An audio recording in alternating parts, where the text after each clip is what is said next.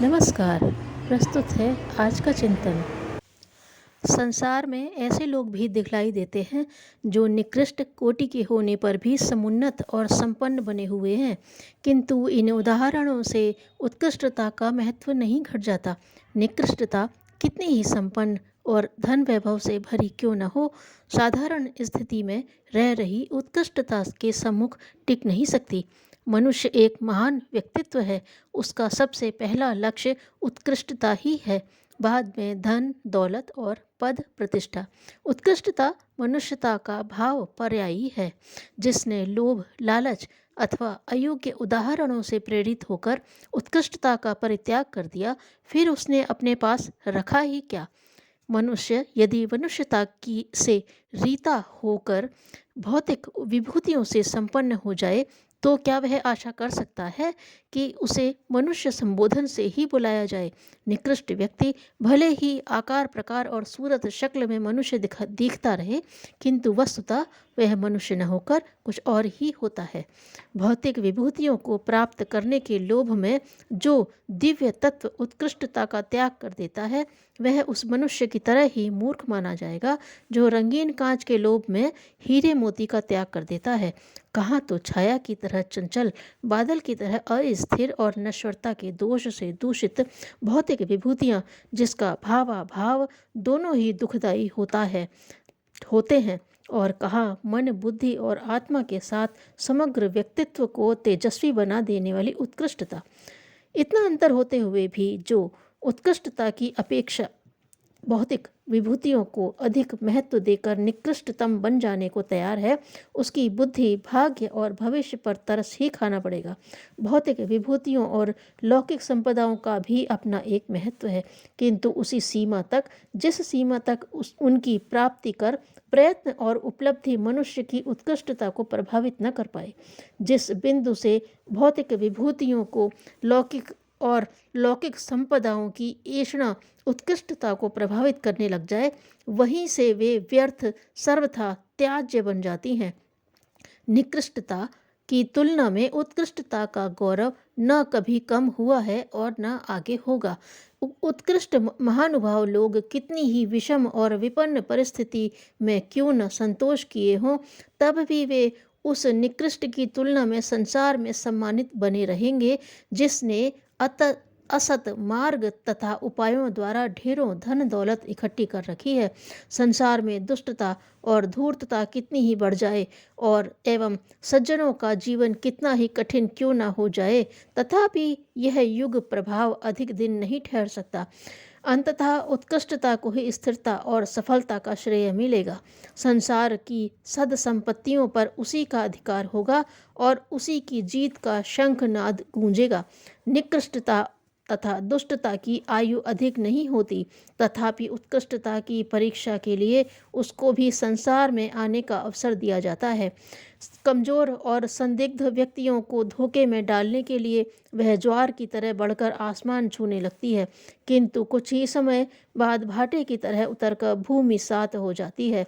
निर्बल अथवा असंदिग्ध व्यक्ति उसके उस उफान को देखकर विचलित हो उठते हैं और भाटे की प्रतीक्षा किए बिना ही अमीर होकर समुन्नति का साधन मानकर निकृष्टता की नीति अपना लेते हैं।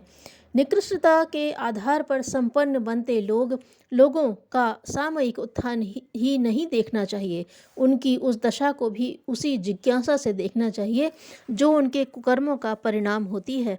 उत्कृष्ट आदर्शों वाले सत्पुरुष अपना हर कदम खूब सोच विचार और नाप तोल कर रखते हैं। उन्हें कदम के बढ़ने की उतनी चिंता नहीं होती जितनी कि उसके सही होने की।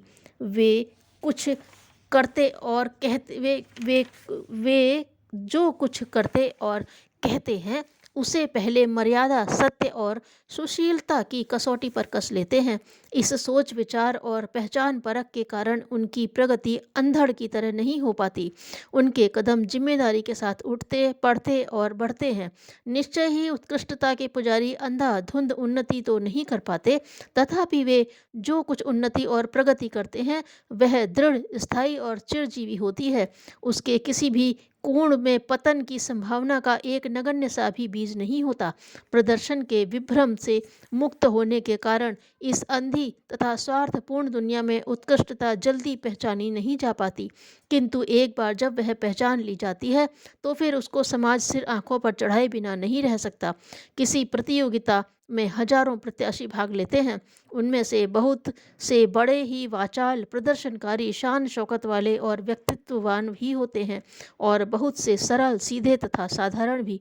किंतु जब चुनाव होता है तो प्रदर्शन पूर्ण निकृष्ट प्रतियोगियों को दूध की मक्खी की तरह निकाल दिया जाता है और साधारण, सरल तथा सीधा प्रत्याशी अपनी उत्कृष्टता के कारण चुन लिया जाता है। उत्कृष्टता में एक अलौकिक तेज तथा आत्मविश्वास रहता है जो हर जगह, हर स्थिति और परिस्थिति में अपना प्रभाव डालता रहता है। उत्कृष्टता ईश्वरीय तेज का ही एक अंश होता है, उसको न तो दबाया जा सकता है और न पराजित। उत्कृष्ट व्यक्ति अभाव तथा कठिनाई में भी अपने तेज से दमकता रहता है, जबकि निकृष्ट व्यक्ति वैभव और विभूति की चमक के बीच भी मलिन तथा कलुषित बना रहता है। मानव जीवन की यह उपलब्धि कुछ मोटी उपलब्धि नहीं है, इसलिए किसी लोभ, लालच अथवा प्रेरणा में पड़कर मनुष्य को उत्कृष्टता से विमुख न होना चाहिए। निकृष्ट उपायों द्वारा मिलने वाला वैभव तथा ऐश्वर्य की अपेक्षा उत्कृष्टता की रक्षा के लिए गरीबी स्वीकार कर लेना अधिक श्रेयस्कर है। ईश्वर ने मनुष्य को सृष्टि का सर्वोत्कृष्ट प्राणी बनाया है और तदनुसार उससे उत्कृष्ट आचरण की आशा भी की है। अपने प्रभु, अपने पिता और अपने रचयिता की आशा पर पानी फेरना अथवा उसके उपकारी निर्देशों को न मानना भयानक कृतघ्नता है, बड़ा भारी विश्वासघात है। बहुधा लोग सुखोपभोग के लिए धन की तृष्णा से प्रताड़ित रहा करते हैं। वे सोचा करते हैं कि अधिक से अधिक धन की सिद्धि होनी चाहिए, उसके लिए कितने ही निकृष्ट साधन प्रयोग क्यों न करने पड़े, चिंता नहीं। आज के समय के बहुत से लोग ऐसा कर भी रहे हैं, किंतु यदि गहरी और पहनी दृष्टि से देखा जाए तो पता चलेगा कि उस निकृष्ट धन से वे जिस सुख की का उपभोग करते दिखलाई देते हैं वह वास्तव में उनके दुख का कारण बना होता है। उस वैभव और विभूति के बीच भी वे बड़े ही अशांत, भीत और असंतुष्ट रहा करते हैं। धन के साथ वे जिन महापापों का संचय अपने अंतःकरण में कर लिया करते हैं, वे शोक संतापों के रूप में प्रकट होकर उनका सुख चैन छीनते रहते हैं। वैभव के बीच अशांत, असंतुष्ट और दुखी रहने की अपेक्षा कहीं अच्छा है कि उत्कृष्टता की रक्षा करते हुए कठिन और अभावपूर्ण जीवन अंगीकार कर लिया जाए। मनुष्य की शोभा इसी में है कि वह उत्कृष्टता में अपना गौरव समझे और अल्प साधनों में भी संतोषपूर्वक अपनी आवश्यकताएं पूरी करता चले, किंतु भूल कर भी निकृष्टता की ओर न जाए। उस अभावपूर्ण उत्कृष्ट जीवन में जो आत्मिक सुख, स्वर्गीय शांति और आत्म गौरव प्राप्त होगा, वह वैभवपूर्ण निकृष्ट जीवन की झूठी सुविधा से लाखों गुना महत्वपूर्ण है।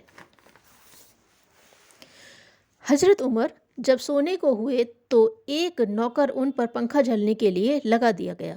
हजरत को तो नींद नहीं आई, पर नौकर सो गया। हजरत उठ गए और नौकर पर पंखा झलते रहे।